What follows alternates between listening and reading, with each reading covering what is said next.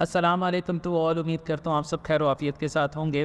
दोस्तों, last class के अंदर हमने प्योर ट्रांसलेशन के बारे में देखा था कि प्योर ट्रांसलेशन का जो फाइनल आंसर आया था वो ये था, जो कि एग्जाम्पल हमारे पास 2.6 मौजूद थी। आज की क्लास के अंदर हम बात करेंगे प्योर रोटेशन, यानी अब हम ट्रांसलेशन की बात नहीं करेंगे, रोटेशन की बात करेंगे। एग्जाम्पल के तौर पे बिफोर रोटेशन आप इमेजिन करेंगे आपके पास इस तरीके से एक फ्रेम मौजूद है। रेफरेंस फ्रेम और करंट फ्रेम दोनों एक दूसरे पे अलाइंड है, यानी सेम है। रोटेशन हमने दी है अलोंग एक्स एक्सिस, जिसको हम एन भी कह सकते हैं। एन एक्सिस पे जैसे हम इसको ट्विस्ट करेंगे, तो जैसे हमने ट्विस्ट किया तो पहले जो वो वाई पे लाई करता था वो थोड़ा सा उठ जाएगा और वो एंगल बनाएगा थीटा का। सिमिलरली पहले जो ए जी एक्सिस पे लाई करता था वो भी थोड़ा आगे निकल जाएगा और वो भी कुछ एंगल बनाएगा थीटा का। तो जो एंगल वाई से बना वही एंगल थीटा से बना, क्योंकि इनके एंगल्स आपस में सेम रहेंगे। अगर आप स्टार्टिंग के अंदर देखते तो P Y and P X के कोऑर्डिनेट हमारे पास ये निकल के आते हैं और पी जी का मतलब था हाइट। जब हमने इसको रोटेट कर दिया तो अब इसकी हाइट बढ़ गई, जो आपके सामने नज़र आता है। सिमिलरली इसके एक्स का कोऑर्डिनेट और वाई का कोऑर्डिनेट भी तब्दील हो जाएगा, जो कि आपकी स्क्रीन पे आपको नज़र आता है। इसका मतलब बिफोर रोटेशन हमारे पास ये पिक्चर थी और आफ्टर रोटेशन हमारे पास ये पिक्चर थी। इस पिक्चर को प्लीज़ गौर से समझिएगा। अब हम इसको बाइसेक्ट करने की बात करेंगे। जब हम इसको बाइसेक्ट करते हैं तो हमारे पास ये पिक्चर निकल के आती है। ये याद रखिएगा, हमने जो ट्विस्टिंग दी है, जो एंगल दिया है, वो about the axis of x दिया है। यानी एक्स के केस में तो कोई चेंज नहीं आएगा, वाई के अंदर चेंज आया और जेड के अंदर चेंज आया। फिर से इस पिक्चर को देखें प्लीज़ आप। हमारे पास जो हमने रोटेट किया था वो किसके अक्रॉस किया था? एक्स के अक्रॉस या एन के अक्रॉस। तो जैसे हम एन के अक्रॉस रोटेट करते हैं तो यहाँ से थीटा बना वाई एक्सिस से और जेड एक्सिस से भी थीटा बना, जो कि ये रहा। और इसी चीज़ को, यानी इस 3D इमेज को जब हम 2D में कन्वर्ट करते हैं तो हमारे पास ये इमेज नज़र आ जाती है। वाई से भी थीटा बन रहा है, जी से भी थीटा बन रहा है। पहले हमारे पास पॉइंट पी इधर मौजूद था, अब पॉइंट पी इधर मौजूद है। अब हम इन सारी चीज़ों को लेबल कर रहे हैं। हमें पता है कि जी के अंदर जो करंट एक्सेस होता है वो ए का होता है और वाई के अंदर जो करंट एक्सेस होता है वो ओ का होता है। अब हम इस पूरी डायग्राम को लेबल करने लगे। लेबल यानी स्टार्टिंग के अंदर लेट से कि यहाँ से लेके यहाँ तक का डिस्टेंस, जहाँ पे पी पहले मौजूद था हमने उसको L1 कह दिया।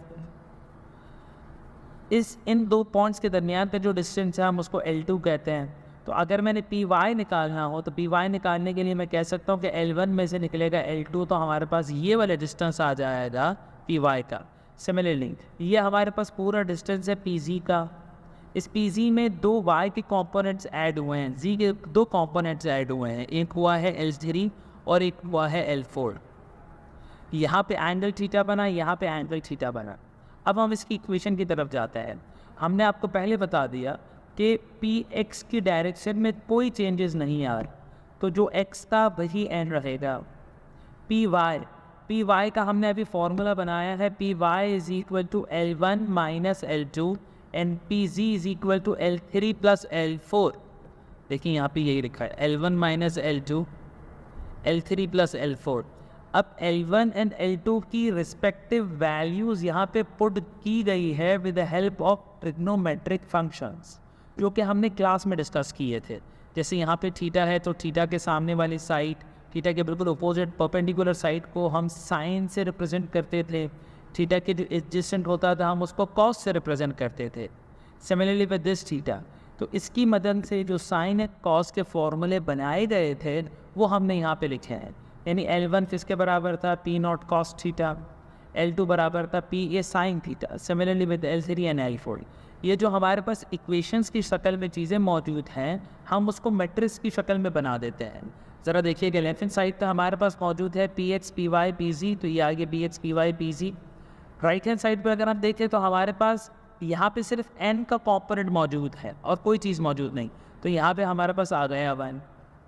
जब हम L2 और L3 की बात करते हैं तो यहाँ पे हमारे पास P नॉट के साथ कॉस लगा है, तो ज़रा देखिएगा ये कॉस इधर आ गया और यहाँ पे पी ए के साथ माइनस साइन है, तो यहाँ पे ये माइनस साइन आया है। अब हम लास्ट की बात करें यानी पी की बात करें तो पी के अंदर हमारे पास क्या है? L1 नहीं है, तो यहाँ पे तो हमारे पास 0 0 आएगा। अब ज़रा देखिएगा हमारे पास यहाँ पे क्या मौजूद है? पी नॉट के साथ क्या है? साइन। तो यहाँ पे साइन आ गया, और पी ए के साथ क्या मौजूद है कॉस, तो यहाँ पे कॉस आ गया, और पी एन, पी नॉट और पी ए हमने इस शक्ल में लिखा, यानी above equation which is equation number 2.17 के अंदर इस शक्ल में लिखा हुआ था, और इक्वेशन नंबर 2.18 के अंदर ही इन टर्म्स ऑफ मैट्रिसेस लिखा हुआ है।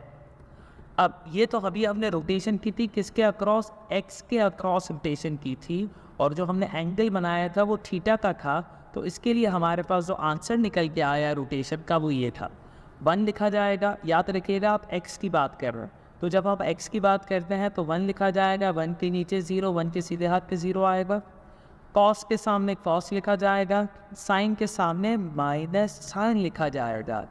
व्हाट इफ अगर हम बात करें वाई की या फिर z की, तो y और z के लिए अलग अलग फॉर्मूलेज हैं। इसकी टिप ये है कि जब आप y की बात करेंगे तो बीच में 1 लिखेंगे, ये देख सकते हैं बिल्कुल डायगोनल में मूव करेंगे। जब हम x की बात करते हैं तो 1 इस पोजीशन पर आया, जब हम y की बात करते हैं तो 1 डायगोनल में लिखा गया, और जब हम z की बात करेंगे तो देखिएगा 1 डायगोनल का लास्ट कॉम्पोनेंट है। खैर फिलहाल हम बात कर रहे हैं y की, तो यहाँ पे 1 आ गया, तो 1 के ऊपर 0, 1 के राइट साइड लेफ्ट साइड पे 0, कॉस के सामने कॉस, माइनस साइन के सामने साइन, ये बात याद रखिएगा। जब हम x की बात करते हैं, रोटेशन अलोंग एक्स एक्सिस की बात करते हैं, तो साइन के अपोजिट साइड पे माइनस साइन आता है, बट जब हम y की बात करते हैं तो माइनस साइन नीचे लिखा जाएगा, ऊपर पॉजिटिव साइन लिखा जाएगा। जब हम z की बात करते हैं तो 1 आएगा, 1 के राइट साइड और टॉप एंड बॉटम पे 0 0 आ जाएगा, कॉस के सामने कॉस और साइन के सामने माइनस साइन। तो इस तरीके से हमने ये तीनों रोटेशन निकाली है along x, along y, along z axis.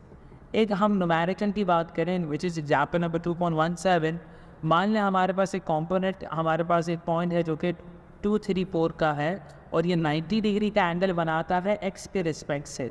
तो चूँकि हमें x का फॉर्मूला पता है, ये आपने लिख दिया, P N P O P A की जगह पे हम क्या लिख सकते हैं, जो कि वैल्यू गिवन है विच इज़ 234, तो यहाँ में हमारे पास 234 आया। ये देखिएगा 1 के ऊपर 1 के राइट साइड पे 0 0, कॉस 90 0 के बराबर होता है, इसकी वजह से ये 0 आया।